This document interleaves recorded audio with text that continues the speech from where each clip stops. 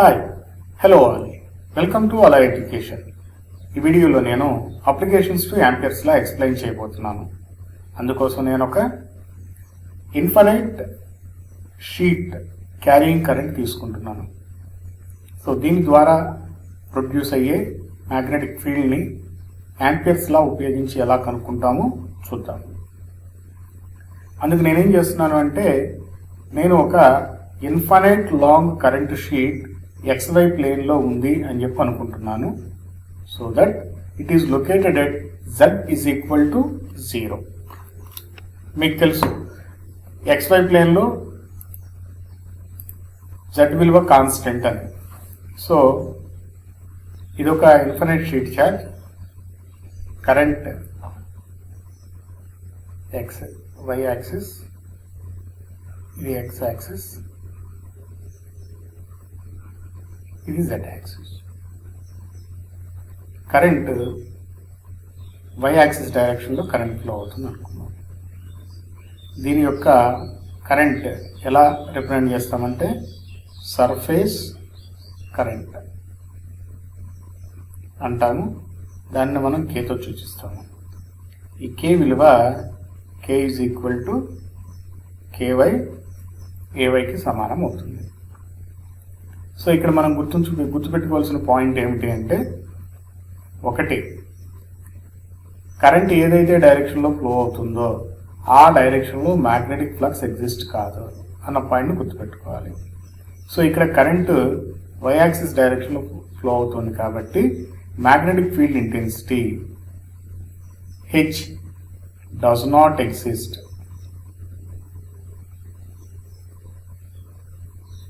on Y axis. This is the first point. Second point ఏమిటి అంటే Z axis component of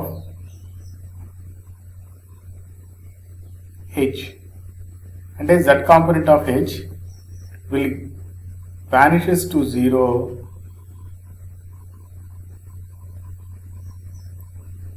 due to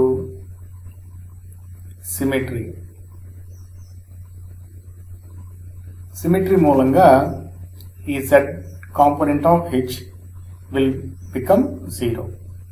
so ఇప్పుడు ఈ H ఏది కలిగి ఉంటుందంటే H will act along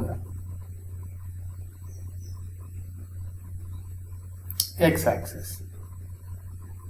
H X axis డైరెక్షన్లోనే act అవుతుంది కాబట్టి H is equal to HXAX అని చెప్పి అనుకుందాం. సో మనకి ఇప్పుడు H విలువ తెలిసింది. తర్వాత దీనికి మనం యాంపియర్ సర్క్యూట్లో అప్లై చేయాలి. సో యాంపియర్ సర్క్యూట్లో అప్లై చేయాలంటే మనం ఏం చేయాలి అంటే మనం ఒక క్లోజ్డ్ పాత్ని కన్సిడర్ చేయాలి. సో ఇప్పుడు చూద్దాం ఆ క్లోజ్డ్ పాత్ని ఎలా కన్సిడర్ చేద్దాము ఏమిటి అని. సో ఇది షీట్ ఛార్జ్. దీని మీద X డైరెక్షన్ ప్యారలల్గా ఉండే విధంగా బాటంలో ఒక క్లోజ్డ్ పాత్ XZ డైరెక్షన్లో నేను కన్సిడర్ చేస్తున్నాను. సో డాటెడ్ లైన్ ఏమో bottom of the sheet represent చేస్తుంది, సాలిడ్ లైన్ ఏమో top of the sheet represent చేస్తుంది. దీని యొక్క లెంగ్త్ L అనుకుందాం. సో క్లోజ్డ్ పాత్ని A, B, C, Dగా రిప్రజెంట్ చేస్తున్నా. So A, B, C, D, A is a closed path. Okay, so DL ఇక్కడ ఇలా ఉంటుంది, ఇక్కడ DL ఈ డైరెక్షన్లో ఉంటుంది, ఇక్కడ DL ఈ డైరెక్షన్లో ఉంటుంది, ఇక్కడ DL ఈ డైరెక్షన్లో ఉంటుంది. Okay, so along AB H and D are parallel. H and DL are parallel. అలానే along BC H and DL are perpendicular. Along CD, H and DL are anti-parallel. అంటే ప్యారలల్ గానే ఉన్నాయి కానీ ఆపోజిట్ డైరెక్షన్ లో ఉన్నాయి. అలానే along DA, H and DL are perpendicular. Okay, so ఇప్పుడు మనము ఈజీగా యాంపియర్ సర్క్యూట్లో అప్లై చేయవచ్చు. సో యాంపియర్స్ లా ప్రకారం ఏంటి?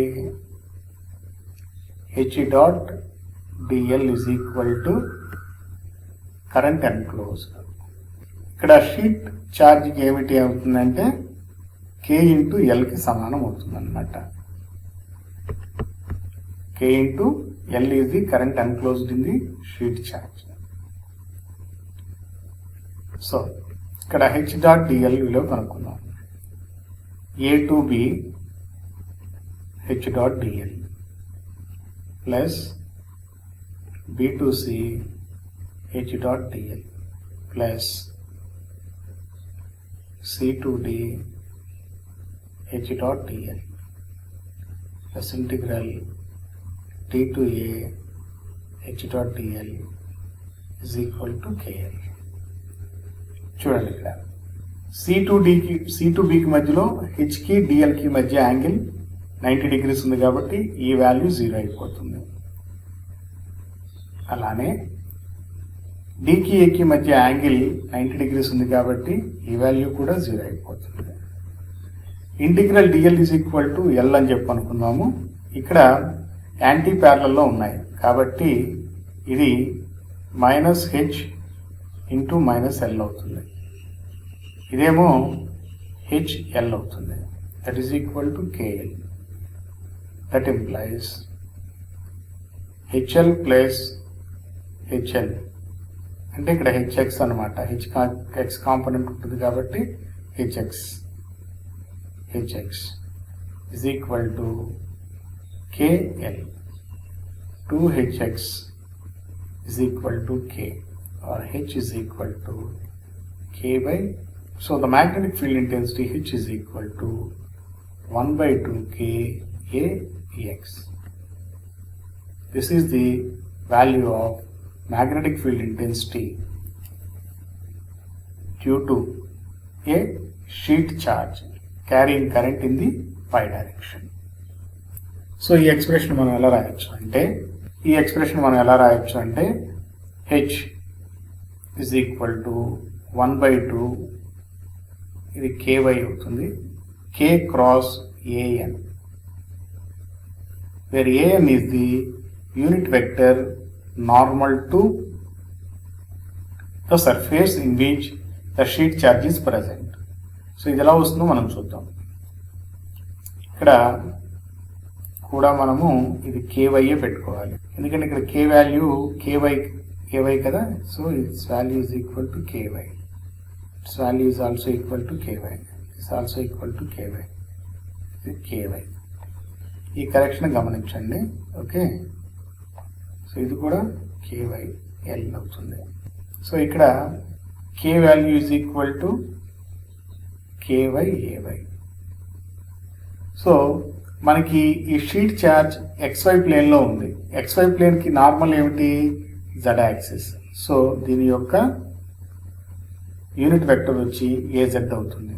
So this is equal to, so this value is equal to KY into, so అంటే ఇప్పుడు ఏదైనా సరే ఒక సర్ఫేస్ ఛార్జ్, ఏదైనా ఒక సర్ఫేస్ కరెంట్ ఏదైనా ఒక ప్లేన్లో ఉంటే దాని ద్వారా ప్రొడ్యూస్ అయ్యే మ్యాగ్నెటిక్ ఫీల్డ్ ఇంటెన్సిటీ ఎంతకి సమానం అవుతుంది అంటే దానిలో ఉన్న కరెంట్, సర్ఫేస్ కరెంట్కి ఎంతకి సమానం అవుతుందంటే it is equal to half of the cross product of the surface current present over the sheet and the unit vector that was normal to that sheet.